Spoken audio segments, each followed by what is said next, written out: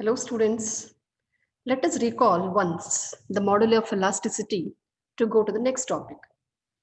We know already there are three types of moduli of elasticity. One is Young's modulus, bulk modulus and rigidity modulus. In detail also we have studied already. But to go to the next topic, once let us recall. Okay, now let us define Young's modulus. We know Young's modulus is defined as the ratio of longitudinal stress to linear strain or longitudinal stress to longitudinal strain. We know longitudinal stress is force by area and linear strain is change in length by the original length. This ratio we call it as Young's modulus. Bulk modulus denoted by K. It is the ratio of compressive stress to the volumetric strain. Compressive stress, nothing but pressure, force by area. Volumetric strain is nothing but change in volume to the original volume. The ratio of these two is known as bulk modulus. The third one is rigidity modulus, denoted by eta. Rigidity modulus is the ratio of shearing stress to the shearing strain. Shearing stress, it is the tangential stress given by force by area. Shearing strain is denoted by theta. Okay, so shearing stress by shearing strain is known as rigidity modulus. Young's modulus, bulk modulus and rigidity modulus. Young's modulus is denoted by Y, bulk modulus is denoted by K, rigidity modulus is denoted by eta. So this you have to keep it in the mind. Next topic is longitudinal strain coefficient. Longitudinal strain coefficient is denoted by alpha. Denoted by alpha. It is the longitudinal strain produced per unit stress. Longitudinal strain produced per unit stress. That is, longitudinal strain is x by L. Stress, here stress is given as T. Instead of force by area, here the stress is denoted as T. So the longitudinal strain coefficient is alpha. See? Okay. Next is lateral strain. We know lateral strain already. It is defined as the ratio of change in diameter to the original diameter.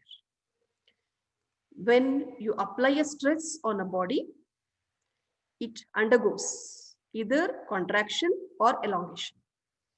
Along with that, there will be change in the breadth or the diameter of the body also. That change in diameter to the original diameter is known as lateral strain. So lateral strain, it is a contraction strain. Whereas longitudinal strain, it is a elongation strain. What is lateral strain coefficient? Lateral strain coefficient is nothing but it is the lateral strain produced per unit stress, denoted by beta. I'll repeat, lateral strain, it is the ratio of lateral strain coefficient is the ratio of lateral strain produced per unit stress. That is beta. So beta is the contraction strain. Alpha is the elongation strain. That you have to keep it in the mind. Poisson's ratio. We know within the elastic limits of the body, the ratio of lateral strain to the longitudinal strain is called as Poisson's ratio, denoted by sigma. I'll repeat. Within the elastic limit, the ratio of lateral strain to the longitudinal strain is called as Poisson's ratio. Lateral strain coefficient, we know beta. Longitudinal strain coefficient, we know alpha. So sigma is equal to beta by alpha. This relation is very important. Wherever if you see beta by alpha, you can write it as equivalent to sigma.